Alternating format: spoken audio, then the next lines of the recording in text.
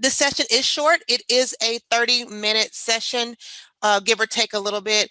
And it's just really just to give you an overview of EVAAS projections, how we can use them from the leader's lens to support teachers using them actually.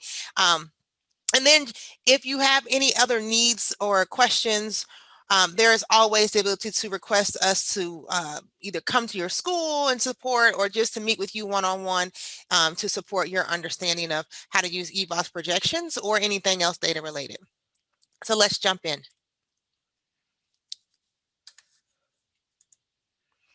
So if you could drop into the chat one example that is not educated related of making a projection.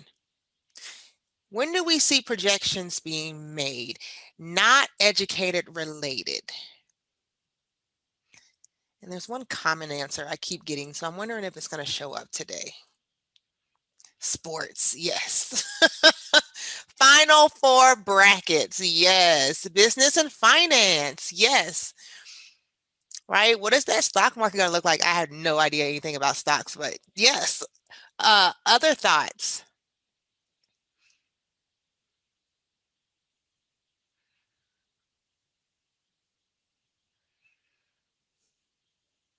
The weather, right? So I mean, it's up here, but the weather, right? So like we are forecasting good weather until Friday. So let's enjoy it. But right, so we make these predictions, these projections, these probabilities all of the time, right? What is somebody mentioned in another session I was in, the probability, the projection of the cost is going to, how much is going to cost me to send my kid to college, right? All those different projections, we make them all the time. And it's always based on trends, historical trends and patterns, and where we see things go up and what's happening in a situation in the world that makes gas prices go up and go down. Those are the things that we use to make projections, and it's all based on historical data. And that's what we're going to look at today. EVAAS projections are the same thing, based on historical student data to kind of give us a gauge of where do we think students will land at the end of the year. So this is our team, and I am very lucky to have on this call, I believe everybody is here except for maybe Kelly, but the whole team is here. Claudia's here, you all know her. Lauren is here, you know him. Mary Paradinsky, you know her from MAP, and Ryan Rivak, you know him. We are all here today to support. So if you have questions, please do not hesitate to put them in the chat. We have enough people in the background that can jump in and answer the questions for us. If you think it's for the greater good of the group, feel free to come off mute and ask your question out loud. So EVAAS projections basically answers the question, how do we best support our students?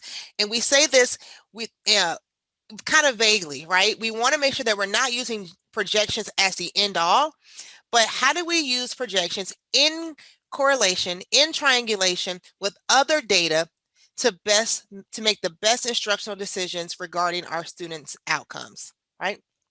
And that's what we look at our projections for.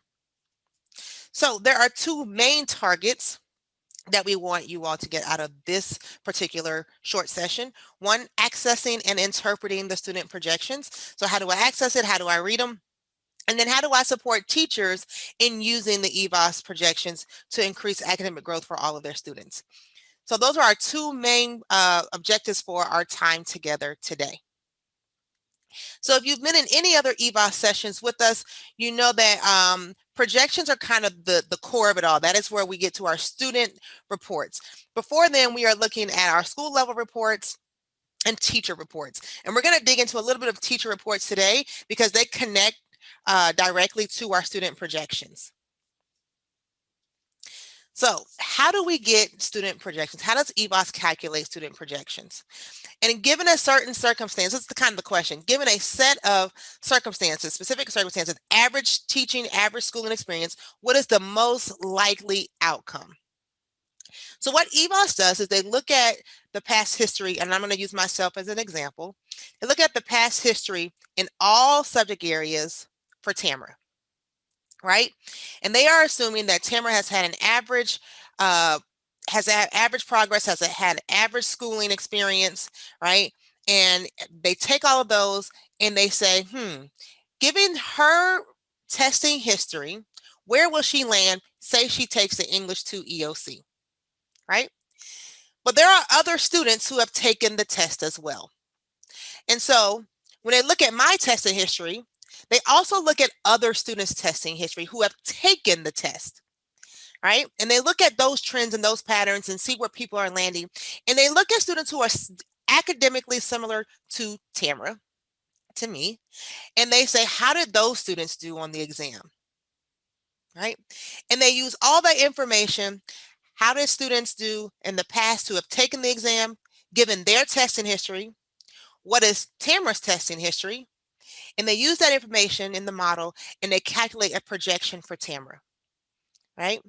So it's basically projecting, given all of Tamara's testing history, relative to how other students also tested and scored, right? Where will Tamara land in the state distribution? Where will Tamara land in state distribution? So here's a little bit of a visual, kind of the same thing. Take the testing history for Sally, who has not taken English 1, and compared it to and looked at the testing history of all students who have taken the English 1 exam. And then look at how students actually scored on the English 1 exam. And then they look at that and they project Sally to be at the 65th percentile, right? So it's all based on testing history, trends and patterns from my testing history compared to those who have already taken the test, right?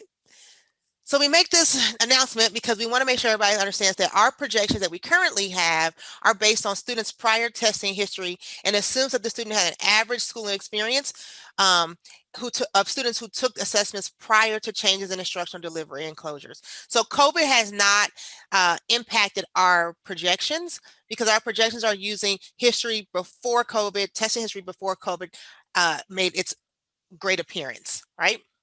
And so we in 1819, I believe, or 1920, yeah, I can't get my years right.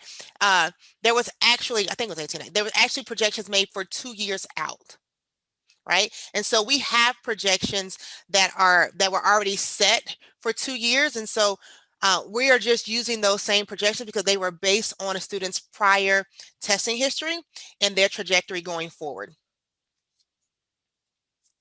So our projections can be used, one, which we always use, to build an awareness of anticipated student performance, right? So that's number one. Everybody wants to use our projections to know where will students end at the end of the year.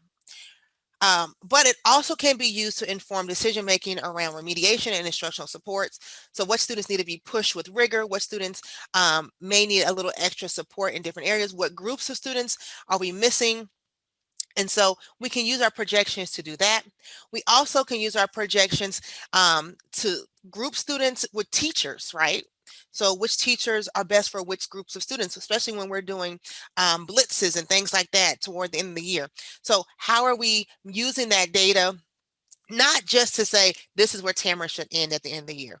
It also uses to motivate teachers and students regarding growth opportunities. So our student projections in combination with our teacher reports can tell us a lot about where teachers gaps are in terms of how to build their instructional capacity as well as student learning capacity. So we access our projections in 2 different places. We can access projections if I have leadership access in EVAAS, and you go through custom student report or student projection report. Or if I want it nicely organized by teacher and in class, I can just come into Navigator Portal and I can access it in Navigator Portal. And I can just go to reports, EVAAS, and then EVAAS projections, EOI. You will have projections for your 3rd grade reading, 5th through 8th grade reading, 5th through 8th grade math, 5th and 8th grade science, and then our math one and our bio will have our normal projections where we get state projected percentile and probabilities for different levels. For English 2, since we are in a standard setting year, the projections will be to the 50th and 80th percentile. So you'll see students who are slated to score above the 80th and students who are slated to score above the 50th. And so it looks a little differently. It looks more like the NCFEs did in prior years. It will go back to normal in the next reporting year once they have done all the level setting with projections. All right. So let's do a little bit of review so that we're all on the same page. We have Miss Maple. So I'd like you to meet Miss Maple. And Miss Maple has 2 years worth of data here. And what we see is that in 2018, Miss Maple, she was in the green, but she was in the negative green. And we see that she was still meeting some growth measures, but there were some kids who were pulling her down into the negative a little bit, who were losing ground academically. But then we see in 2019, Miss Maple did a turnaround. She got some PD, she read some books maybe, there was a facilitator in the space that was giving her some support. All those things happened, and Miss Maple shot up to exceeds growth, no longer just in the positive, but in the positive blue, where she's at about a positive 2.3, right? That's Miss Maple's value adder, right? Now, let's look at her diagnostic. When we look at Miss Maple's diagnostic, what we see is that we have our green growth standard here, and we have our blue bars. And our blue bars for our lowest group tell us that these kids made growth, and our standard error bars tell us that we have enough evidence that everybody in this group had basically made some growth. They have moved up in their achievement status. Our middle group really made some growth, and their standard error bars are way above the line, and they tell us that all of the students in here made some gains. They improved their academic achievement space, and they are on their way to closing some gaps if they are there, and maintaining, right? So everybody here is doing great.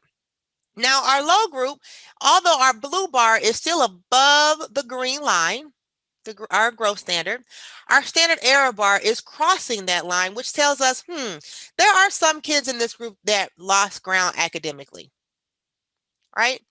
And so when we look at this, we want to think hypothetically, where is Miss Maple's area of focus? So let's say, hypothetically, Miss Maple this year is now teaching an honors level class with lots of high performing students. And she is continuing to use the same strategies and resources she used last year when she fell into the exceeds growth category. What's likely to happen to Ms. Maple's teacher effectiveness data given these two constraints? What do you think is going to happen to her data this year, at the end of this year? And you can come off mute, or you can type it in the chat.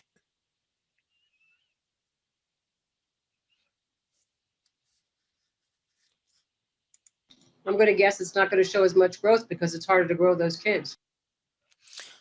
Right? So well, not necessarily because it's harder to grow those kids, but because she's not really doing anything to try to change her instruction, right? So she is still kind of just maintaining, like she's feeling, and this is where we have to push teachers. When we look at this growth, this value added, and they see they're in the blue, they're like, woohoo, yes, I'm in the blue. Good to go. I'm good to go. But at the end of the day, if she doesn't dig into this diagnostic report, she doesn't know that her area, personal area, professional area of growth is with her high kids.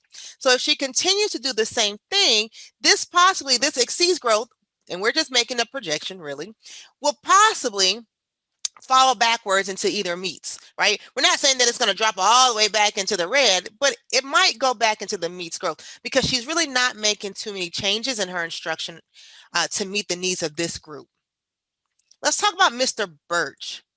Tamara, can I just add real quick, if you go back? I know Patty mentioned that it's kind of hard to grow those kids. I just wanted to spend some time clarifying that, because that's a big misconception that it's hard to grow high kids or low kids. But just want to remind the group that the goal here is to maintain students with their peers in the district, in the state. So this high group are being compared, and similar to the teacher's job is just to maintain those group of kids at whatever percentile that they are. That's 1 year's worth of growth, or even to keep them in trajectory with the other group of students who are like them. So there's not really like, it's hard to grow them because the teacher's goal is to maintain them at where they are, and that's 1 year's worth of growth, and with their like peers who are high achievers like them, because they're being compared to kids like that. I guess I'm also thinking with is that it seems that you can make a lot of growth with a particular individual who's farther behind, can demonstrate a greater amount of growth versus the high performing student. But guess what? We could talk later, Claudia, if I need more help with that. Awesome. All right. So Mr. Birch, 3 years worth of data from Mr. Birch. And he is on that pattern that we never want to see anybody in the red at all. But if they are in the red, we want to see them coming out of the red, right? And so in 2017, Mr. Birch was in we call it the deep red, where he is at like a negative 3.6 or so. And then 2018, somehow he's done some PD, he did some coaching, and he has strengthened his instructional practices, and now he's at a negative 0.9. He's in the negative green, but he still is in the meat range, right? And now in 2019, the last tested year, whoa, he has moved almost to exceeding. He's at a positive 1 point, let's say 7, right? And he has made some true growth in the last 3 years. This is Mr. Birch's diagnostic. So what we see here are our lowest students, green standard error, green growth standard. Our standard error bars are above the green growth standard, and so is our blue bars. Our low kids are making some gains. Our middle kids, right, for the most part are making some gains, but our second standard error bar is falling below the green line. And our high kids, blue bar is above our growth standard, but our standard error bar is definitely crossing this green line, which lets us know that there are students in here that are and are not making growth. And we can't say for sure that this group of students actually improved their achievement. Right? And we say achievement, we're not talking about proficiency. We're just talking about their growth, right? And so that means that when they came in, some students left losing academic ground, right? So given this situation with Mr. Birch, what is likely to happen to his teacher effectiveness data if Mr. Birch is teaching a class with a wide range of learners, some coming in below, some coming in right on track, some coming in above grade level? What is likely to happen if Mr. Birch continues to use the same strategies he used last year when he fell into the meets growth category, but he attends training on meeting the needs of high-performing students and implements strategies he's learned? Mr. Birch is still remaining a focus on grade level expectations for all students and intentionally plans scaffolds for those that will need them. What do we think will likely happen to Mr. Birch's teacher effectiveness data? You'll probably see the higher level students increase with their achievement, and possibly even some of the middle as well. Yes, right. And so the idea behind this is if we only stop here, we miss the opportunity for professional growth here, one, and also growth for our students that is like an indirect impact of my own professional growth. And so the difference between Mr. Birch and Miss Maple is Miss Maple, bless her heart, she's in exceeds growth, and she's decided I'm going to pull out that file cabinet, dust off those lesson plans, and slap those babies back up there because that's what we're going to do today, right? And Mr. Birch has said, well, you know what? I've still got to, I'm going the wrong way. I've still got some things I've got to improve on, and I'm going to research those things, attend some trainings, put those things in place, as well as still maintain those same practices that I used last year. So this is kind of the idea that we want teachers to look at when they are looking at their value added and their diagnostic data. Once they have a clear understanding of that data, then they can move into using their student projections, right? And so now, as we are looking at student projections, we're going to see a few different things. One, they're going to access their projections in Navigator Portal because they will not be able to access them in EVAAS. So they will access them in their teacher portal, and their reports can be exported out in Excel or CSV or Word or PDF, what have you. And they can be manipulated also in the system as well. So this is what you're going to see. You're going to see your list of students, and then you're going to see all of their demographic information. And our screen is going to look a little different from this.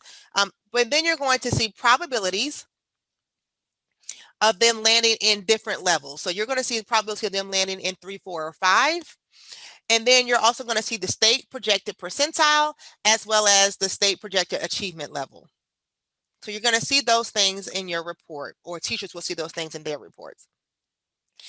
And then what we always ask teachers to do is to come into their projected state percentile column and to sort it from lowest to highest, right? So the person that has the lowest percentiles at the top, highest at the bottom. Once we have teachers do that, we ask them to draw a line at the 33rd percentile. And then we ask them to draw another line at the 66th percentile.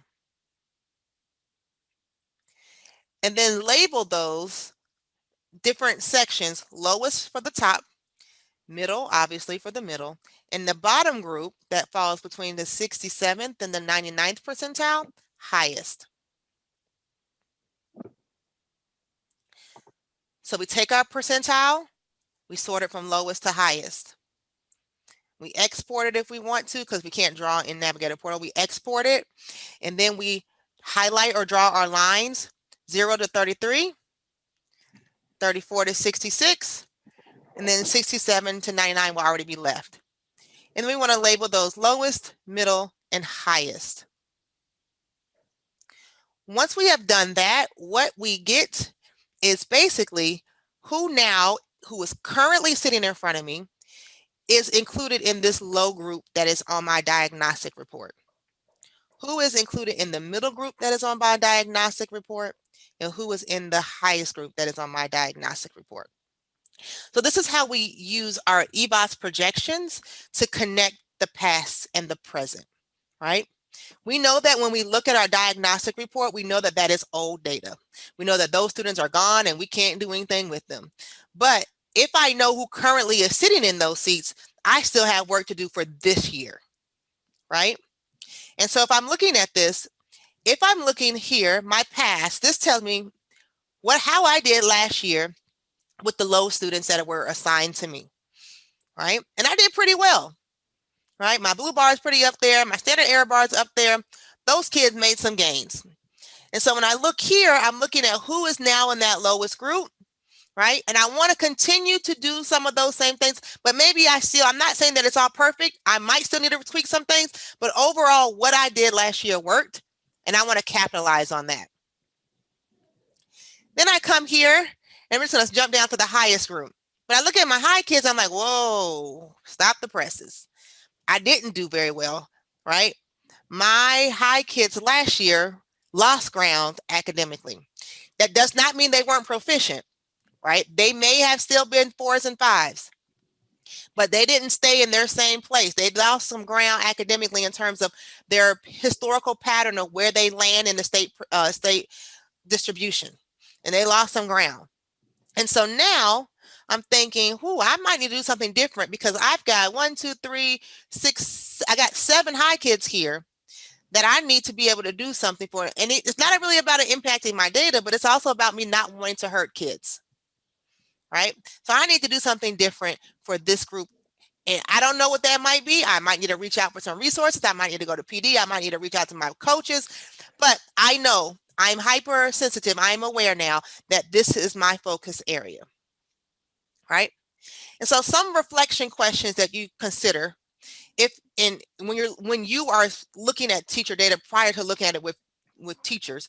If history were to repeat itself in Miss Allen's class, how might specific students perform on the end of year assessment? So looking at one student from the low, middle, and high group, how would they perform if history repeats itself in her classroom? Number 2, note the number of students in each achievement group on both reports, right? So maybe one year, Miss Allen only had 5 high kids, but now this year she's got 15, and that's like 80% of her class, right? But she didn't do too well, right? So note the number of students in each achievement group on both reports. If Miss Allen's instructional practices remain consistent, how might Miss Allen's growth results change in next year's report? Think about what are 2 professional growth roles that Miss Allen might want to establish for the current school year, and what type of support could help Miss Allen meet these goals? And these are just questions to help get the thinking happening around the data, right? So one thing that always comes up is in your projections. I'm sorry to make it a little dizzy. Someone asks, is there a threshold? Right? So if a student is at the 50th state projected percentile and he's got a 54 probability, because this is all about probabilities. These are not self-fulfilling prophecies. They are probabilities that a student will land at that state percentile. So if he's at Kaylee, if Kaylee is at the 54 percentile, that's like a 50-50 chance, right? That she will land in that area. Anything below 50 in probability means kind of like they're at risk of not reaching that mark. And of course, the higher they are above 50, the more confident we are that they will reach that mark. But there are no thresholds set by EVAAS that says if they are at the 75%, probability of reaching that level, that yes, they're going to make it, right? Because this is a projection. So sometimes we get 80% chance of rain and it doesn't rain a lick, right? So it's kind of the same concept. There are no thresholds. So just know that 50 is the kind of the mid. Below 50, they are, EVAAS consider them at risk of not reaching that mark, right? And then above, the higher above, the more confident we are that they can actually make that mark. But this is one test, one day in time. When we do know that, right? So depending on how I come in that morning, depends on how I show up and show out. I do want to make that that statement. Oh, also one other thing is that you may hear some teachers say, "Oh, let's say Bill he's projected to be at the 91 percentile. There's no way Bill could be the 91 percentile. He doesn't do any work in class. He's got like a 2.0 GPA. Or he's got a 1 point. I've actually heard this. He's got a 1.7 GPA. He's got an F in my class. He's not supposed to be there. Well, this is the idea. One, this is all based on historical testing history. Right? So this is not about what he or she is doing in class. This is about what they are capable of producing at the end. So this is skill versus will. Bill may have the skill, but he might not have the will to do the work in class. So we got to keep those two things separate. Sometimes they go hand in hand, but when we see these anomalies, and you might not see them all the time, but they do happen where we see these very high projected state percentiles, but then students' actual scores in class are not speaking to that. We got to have that conversation, right? And so it's a very eye-opening thing when teachers see that, because it kind of makes them see students in a different lens than they have been seeing them all year. All right, so we have those projections. Once again, those are in EVAAS, in Navigator Portal for teachers, and they are able to be exported so that they can manipulate and save them how they want to. So lastly, we have a teacher reflection activity sheet that walks teachers through this process. All right, and if you're in the PowerPoint, this is linked here, but it's also in your digital folder. So first step, we ask teachers to access their diagnostic report. If they have not ever engaged with their diagnostic report, you probably want to have them engage with their diagnostic report before doing this activity. And then for each of their groups, 0 to 33, low, middle, and high, they're going to write down their growth index from the previous year, right? So if it's a negative point, if it's, a positive 9 here and a positive 3 here, and maybe a -2 here, fine. -2, positive 9, positive 7, what have you. But they're going to write those numbers here. Then they're going to go into access their projections, and hopefully they've divided, or they know the steps to divide into the 3 groups.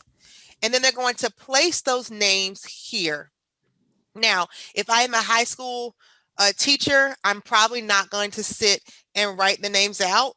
Sometimes we do have our elementary school teachers write the names in there because they have less kids, and it makes the internalization a little bit different.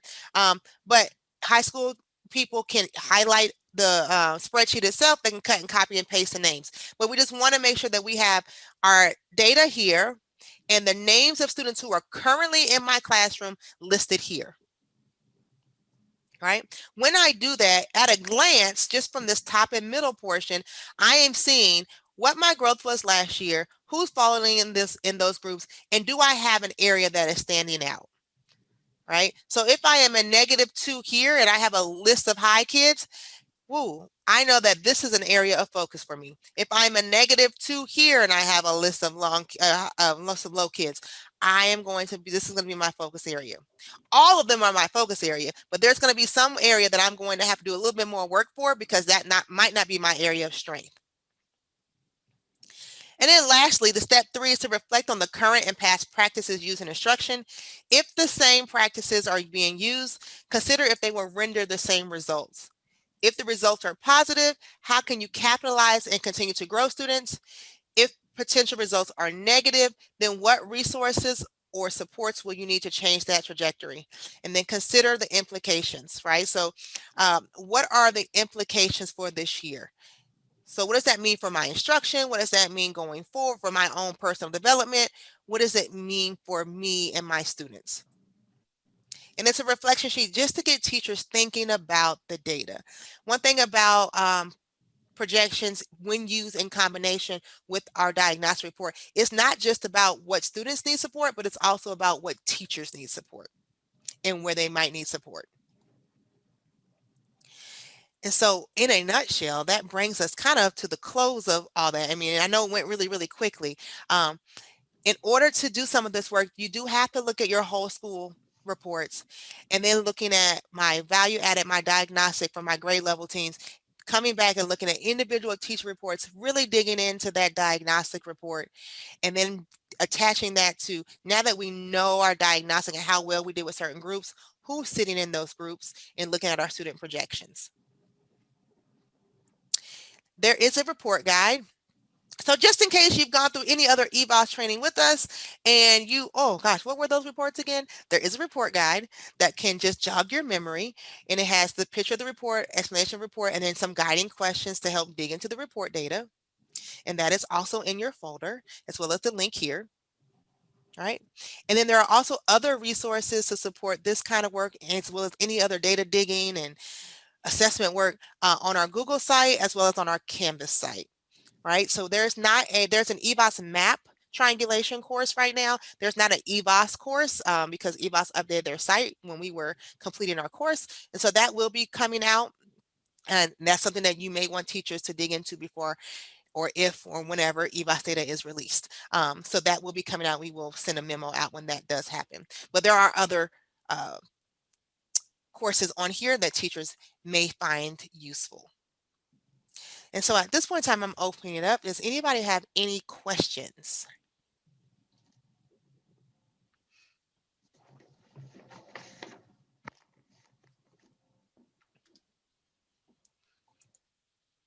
Awesome.